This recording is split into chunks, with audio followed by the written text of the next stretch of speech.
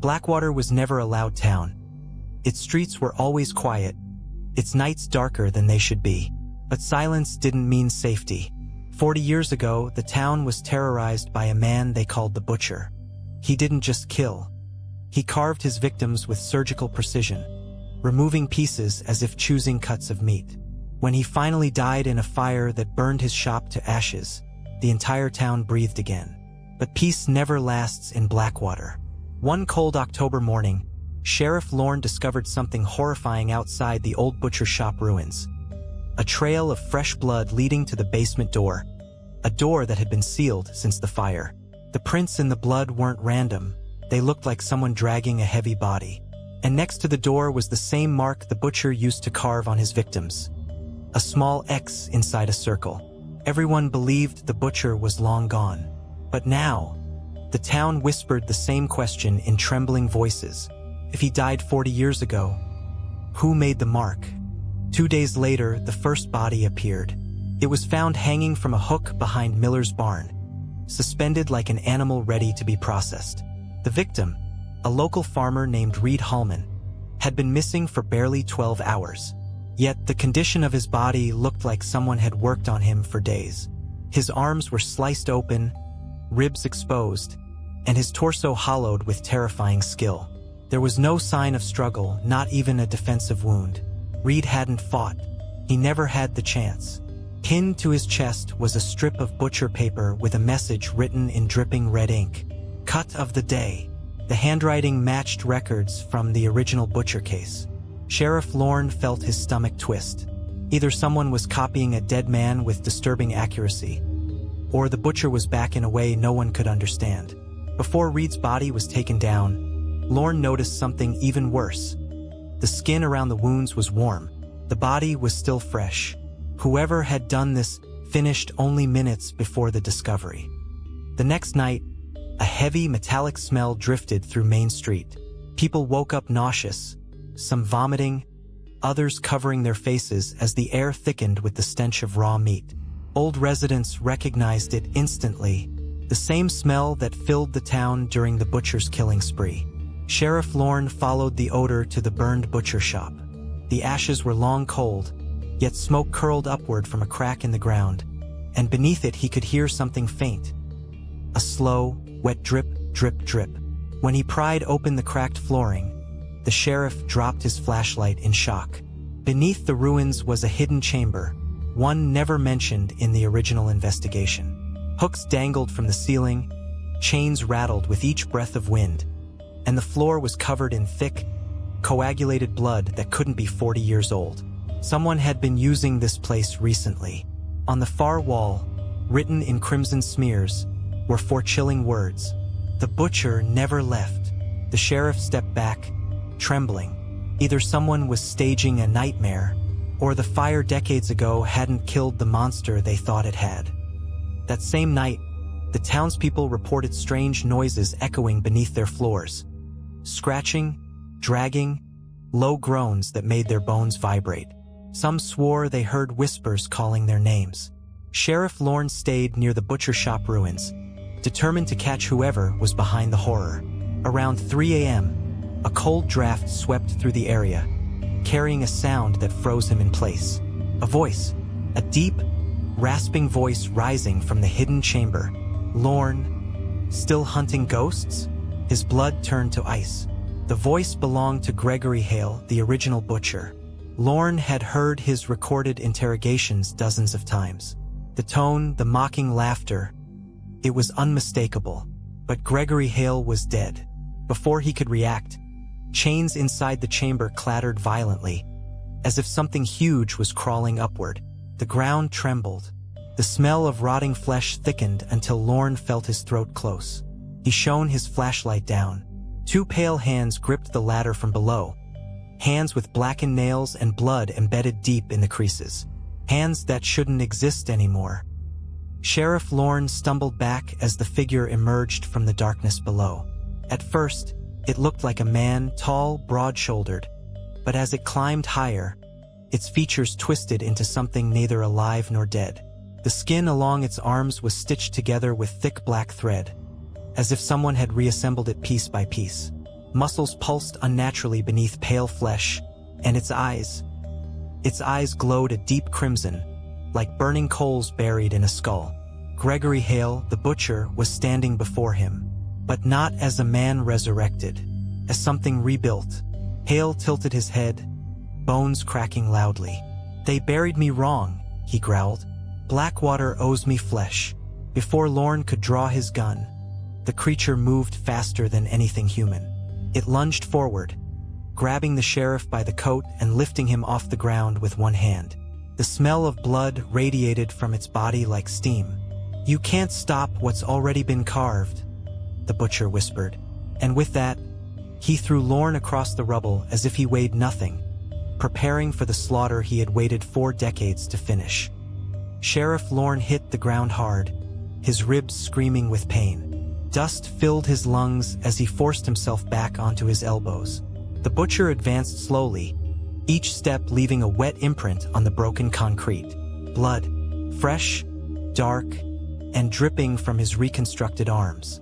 Why are you here?" Lorne gasped, struggling to breathe. Hale cracked his knuckles, the sound echoing like breaking bones. "I never left," he said calmly. "They tried to burn me, but flesh remembers, and so does hate." Lorne crawled backward, pulling his revolver with trembling fingers. He fired once, a clean shot to the chest. The butcher didn't flinch. He simply looked down at the wound as thick, blackened blood oozed out slowly. "That won't work on something patched together," Hale murmured. He grabbed Lorne by the leg and dragged him toward the hidden chamber. The sheriff screamed, clawing at the floor, leaving streaks of blood from his torn hands. Hale leaned close to his ear. "Blackwater forgot me," he whispered. "I will help them remember." And with one violent pull, he dragged Lorne into the darkness below. At sunrise, Blackwater woke to a sound it hadn't heard in 40 years. The butcher's bell, a chilling clang, clang, clang, echoing across the streets. People stepped out of their homes in confusion and dread. The bell had only ever rung for one reason: when the butcher prepared a new cut. Deputy Mara, the sheriff's second-in-command, raced toward the sound. Her boots splashed through streaks of blood trailing along the pavement, all leading to the ruined shop. When she reached the entrance, her stomach turned. The basement door was wide open, and hanging above it was the sheriff's badge, impaled on a butcher's hook. "No, Lorne," she whispered, her voice breaking. Before she could step inside, a sudden gust of warm, metallic air hit her. It carried the unmistakable smell of organs and smoke. Then came another sound, a dragging noise, slow, steady, wet. Mara raised her gun, hands shaking, as a shadow moved inside the chamber. Something heavy scraped against the concrete, coming closer. She called out, "Sheriff!" A moment of silence. Then a voice answered, but it wasn't his. "The next cut is ready." Mara didn't wait to see what was coming. She ran fast, toward the center of town. As she reached Main Street, she froze. Blood covered the asphalt in a long, winding trail. It slid between cracks in the road, pooled around street drains, and dripped from lamp posts. People gathered in terrified clusters, whispering prayers, covering their mouths. At the end of the bloody path stood something horrific. A table, a butcher's table, old, rusted, and stained, but newly cleaned in the center, as if prepared for fresh work. On top of it lay a body wrapped tightly in butcher paper, tied with twine. A tag hung from the string. Mara's heart pounded as she stepped closer. She read the tag. She screamed, "Sheriff Lorne, special cut." Before she could uncover the body, the ground vibrated beneath her. Metal groaned. Lights flickered. The air turned hot and thick, because the butcher was near, very near, and the people of Blackwater finally understood. This wasn't a copycat. This wasn't a prank. This was the return of a nightmare carved from flesh, one that wanted to finish what it started. Before Mara could call for backup, a scream ripped through the air. A scream filled with agony so raw that everyone in Main Street froze. It came from the roof of the old post office. When people looked up, they saw something dangling. A human arm, fresh, still dripping. Carved into the skin were words, jagged and deep. "Remember me." Mara's breath caught in her throat. The handwriting, the cuts. She recognized them. The butcher's signature. Suddenly, the lights across the street flickered again. One by one they went out, plunging everything into a suffocating dimness. Then, out of the shadows, stepped the butcher. He dragged a massive cleaver along the ground, the blade screeching against the pavement. His body steamed with heat, as if the fire that once killed him still burned inside. People ran in every direction, but the butcher didn't chase them. He stared directly at Mara. "You should have left me buried," he growled. "Now the whole town will pay the debt." He lifted the cleaver and pointed it at the sheriff's wrapped body on the table. Mara forced herself forward, her breathing rapid and sharp. She approached the butcher's table cautiously, praying that the sheriff was still alive under the wrapping. Her fingers trembled as she untied the twine. She peeled back the first layer of paper. Warmth hit her fingertips, then blood, and then she saw the face. But it wasn't the sheriff. It was Reed Hallman, the first victim, reassembled. His chest had been stitched shut with dark thread. His eyes were open, glassy, and lifeless. A message was carved into his forehead. The cut was practice. Mara stumbled back as the butcher's voice rose behind her. "I needed a warm-up," he growled. "Lorne is for later." Mara grabbed her radio and shouted, "All units, the butcher is alive!" But she didn't finish. A chain whipped from the darkness, wrapping tightly around her ankle. She screamed as she was yanked off her feet and dragged across the blood-smeared pavement. The butcher loomed over her. "Now," he said softly, "let's prepare the next piece." Mara's nails scraped against the concrete as the butcher dragged her deeper into the ruin. Her radio crackled somewhere behind her, useless now. The air grew colder, thicker, carrying the metallic sting of old blood.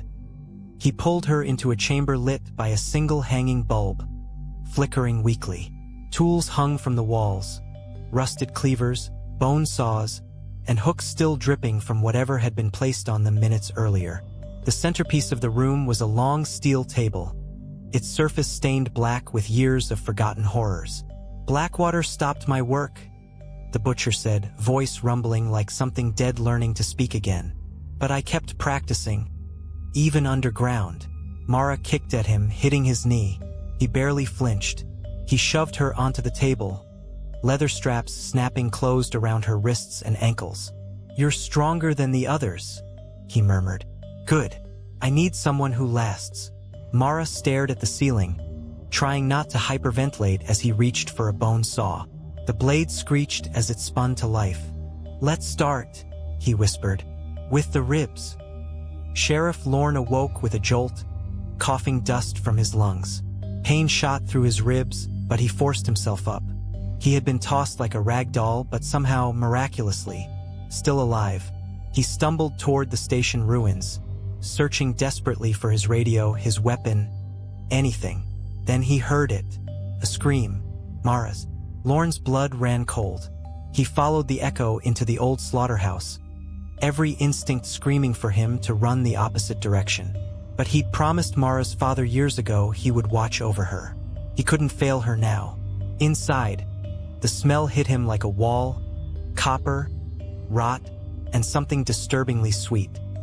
He moved silently between the rusted machinery, his gun shaking in his hand. Then he saw shadows shifting beneath a doorway. A buzzing sound. A saw.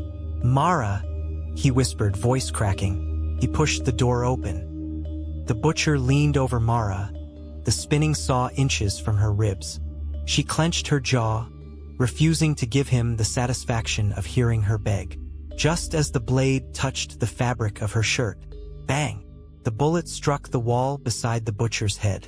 He froze. Slowly, he turned, crimson eyes burning with fury. Sheriff Lorne stood in the doorway, gun raised, breathing hard. "Step away from her," he said, voice trembling but steady enough. The butcher smiled. a horrifying stretch of stitched skin. "You came broken," he growled. "Good. I'll fix you next," he charged.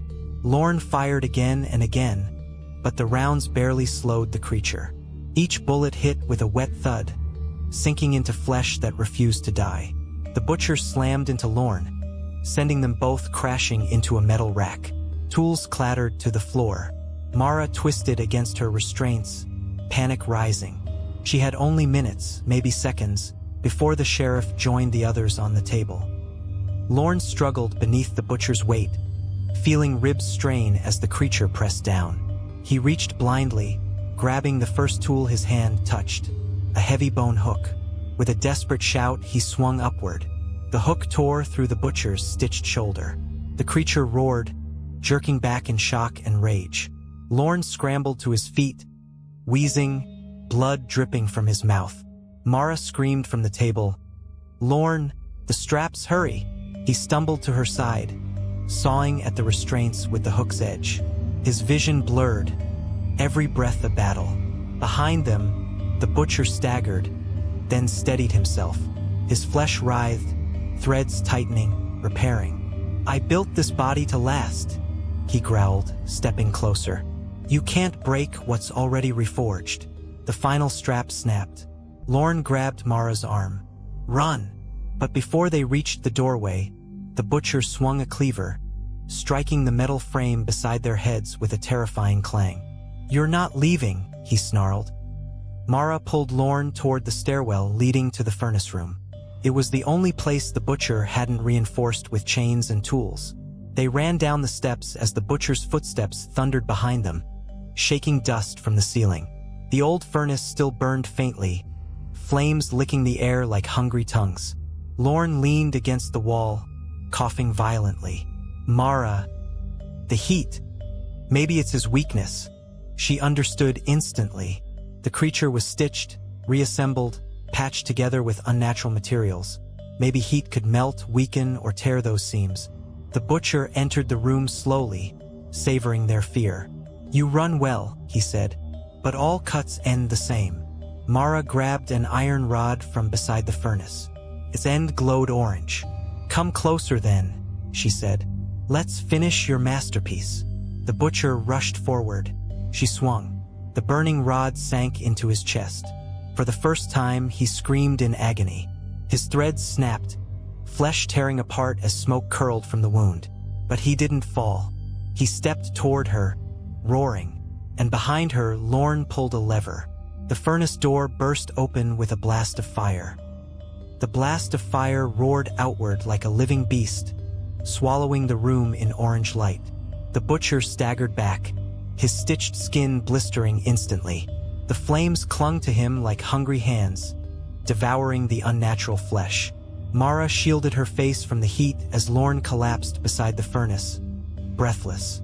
The butcher's roar filled the chamber, a mixture of fury, pain, and something almost human. He stumbled toward them, arms burning, threads snapping one after another. "You think fire can undo me?" he growled, voice breaking apart like cracking bone. Mara grabbed Lorne, pulling him toward the far side of the room. "Stay behind me," she yelled. The butcher lunged, his massive fist slamming into the ground where they had just been. Molten skin dripped from his arm as he tried to rise again. But the flames spread faster. His chest opened along a seam, revealing blackened muscle and flickering embers trapped inside him. Lorne whispered, "He's falling apart. Keep him in the heat." Mara grabbed a metal pipe and pushed with all her strength, forcing the butcher closer to the open furnace door. His scream shook the walls. The butcher swung wildly, catching Mara across the shoulder with a burning hand. She cried out but didn't fall. He grabbed the pipe she was using and crushed it in his fist like clay. "Blackwater belongs to me," he snarled, voice dissolving in the flames. His body sagged, melting, but his strength remained monstrous. With one final surge, he lunged toward Lorne. But Mara leapt onto his back, wrapping her arms around his throat. The heat scorched her skin instantly, but she held on, screaming through the pain. "You're not taking anyone else." The butcher thrashed violently, slamming her against the furnace door. Sparks burst around them. Mara reached for the chain hanging above the furnace, its control lever. She yanked it. The furnace door locked open permanently. A vortex of flame roared outward, engulfing the butcher entirely. His stitches snapped like popping wires. His flesh sloughed off in sheets, and underneath, the framework of something inhuman. Steel rods, bone fragments, blackened sinew began to collapse. The butcher's legs buckled as the inferno devoured what remained of him. Half his face melted away, revealing a charred skull beneath glowing red eyes that dimmed like fading embers. He reached toward Mara one last time, but his arm crumbled into ash before it could touch her. His torso bent inward, collapsing like wet paper. Lorne dragged himself toward her, coughing blood. Mara moved back. She stumbled away from the furnace as the butcher's core, an unnatural mass of bone, metal, and sewn muscle, began to glow bright white, pulsed, once, twice, then exploded into a cloud of burning fragments. The blast knocked them both to the floor. When the fire settled, only a pile of smoking ash remained where the butcher had stood. A final hiss escaped the heap. The last thread burned away. For a long moment, neither of them moved. The slaughterhouse was silent except for the crackling of dying embers. Mara pushed herself upright, her skin blistered, clothes scorched, but alive. Lorne lay against the wall, breathing shallowly. "He's really gone?" she whispered. Lorne nodded weakly. "Ashes. Don't come back." But Mara wasn't so sure. The butcher had already defied death once, rebuilt himself with hatred and bone-deep obsession. Could something like that ever truly die? She looked at the furnace. Flames still swirled inside, hungry, eager. If anything else remained of him, it was already being consumed. Finally, she exhaled. "Let's get out of here." She helped Lorne to his feet, and together they limped toward the exit. Outside, dawn had begun to break over Blackwater, painting the sky with soft colors that felt painfully out of place after the horrors they'd survived. But they were alive, and the butcher wasn't.